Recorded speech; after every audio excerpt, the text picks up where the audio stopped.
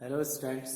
मुस्लिम विधि के अंतर्गत आज हम वक्फ विधि मान्यकरण अधिनियम 1913 की प्रमुख विशेषताओं के बारे में चर्चा करेंगे। 1913 की क्या क्या विशेषताएं हैं। फर्स्ट, पारिवारिक वक्फ में खैरात के लाभ का स्थगन या मुलतवी किया जाना। वक्फ अधिनियम 1913 ऐसे वक्फ को मान्यता प्रदान करता है जिसमें कोई मुसलमान अपनी संपत्ति को अपने परिवार, बच्चों तथा वंशजों के भरण पोषण तथा सहायता के लिए समर्पित करता है, बशर्ते अंतिम लाभ गरीबों व खैरात के लिए हो तथा उसे यह स्वतंत्रता रहती है कि वह अंतिम लाभ उस समय तक स्थगित कर सकता है जब तक कि उसके वंशजों का अवसान न हो जाए। दूसरा है, अंतिम लाभ अविभक्त या विवक्षित रूप से आरक्षित किया जा सकता है। तीसरा, अंतिम लाभ अब यह आवश्यक नहीं है कि खैरात के लिए दान समवर्ती हो। किसी मुसलमान को अपने वंशजों के अवसान तक खैरात के लिए किसी दान का उपबंध करना आवश्यक नहीं है। इस अधिनियम के अंतर्गत कोई मुसलमान ये उपबंध कर सकता है कि दान खैरात को तब तक न जाए जब तक वंशजों के वंशक्रम का पूर्ण अवसान न हो जाए।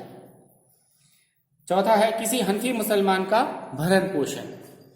इस वक्फ अधिनियम 1913 की धारा 3 यह बंद करती है कि जहां वक्फ का निर्माण करता एक हनफी मुसलमान है, वह अपने जीवन काल तक अपने भरण पोषण के लिए वक्फ संपत्ति की आय आरक्षित कर सकता है, परंतु अंतिम लाभ गरीबों के लिए तथा मुस्लिम विधि के अनुसार खैरात के लिए होना चाहिए।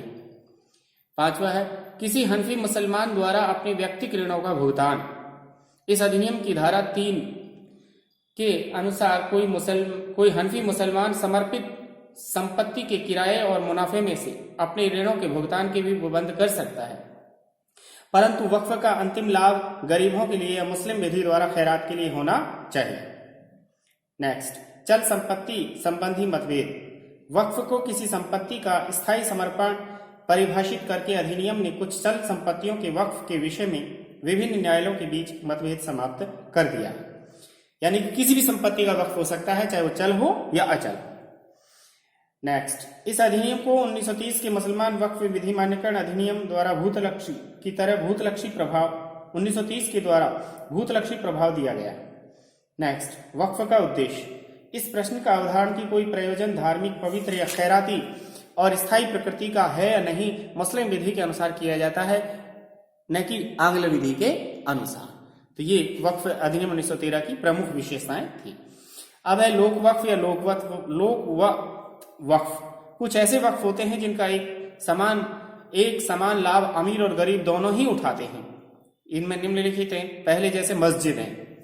मस्जिद वह स्थान है जहां मुसलमान सामूहिक या अभिव्यक्त रूप से अपने अंतःकरण के अनुसार प्रार्थना करते हैं। मस्जिद के लिए संपत्ति का समर्पण आवश्यक है।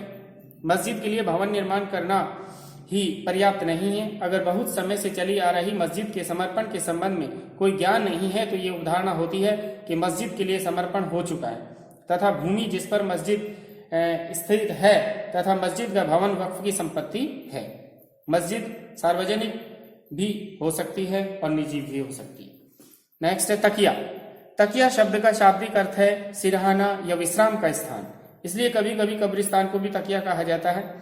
तकिया वह स्थान है जहां कोई फकीर या दरवेश अपने पवित्र जीवन और शिक्षाओं की सामान्य जनता को ध्यान आकर्षित करता है और ध्यान आकर्षित होने तक वह शिष्यों के समीप इकट्ठे होने से पहले तक रहता है, उसके बाद चला जाता है। तकिया एक धार्मिक संस्था के रूप में मान्य है और उसके लिए वक्फ बनाया जा सकता है। दरगाह। दरगाह का शाब्दिक अर्थ दहरी होता है। दरगाह शब्द दो अर्थों में प्रयुक्त होता है।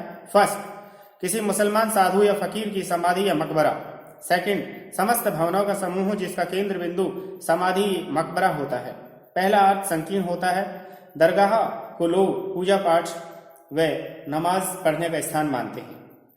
मस्जिद व दरगाह में अंतर है कि मस्जिद में मेहराब होती है जो प्रार्थना करने की दिशा निर्धारित करती है, परंतु दरगाह में मेहराब नहीं होती। मस्जिद में अजान प्रार्थना के लिए दी जाती है, दरगाह में अजान नहीं दी जाती है। इमामबाड़ा।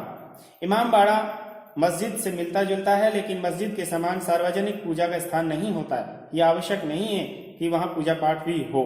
इमामबाड़ा किसी निजी मकान में ऐसा हिस्सा होता है जो धार्मिक प्रयोजन के लिए उसके स्वामी तथा परिवार के सदस्यों के प्रयोग के लिए अलग कर दिया जाता है। यह उपासना का प्राइवेट गृह है, अन्य व्यक्ति गृह स्वामी की अनुमति से आ जा सकते हैं। यह विधि मान्य वक्फ का उद्देश्य हो सकता है। इस प्रकार का वक्फ प्राइवेट वक्फ होता है। आज इतना ही बहुत। Thank you.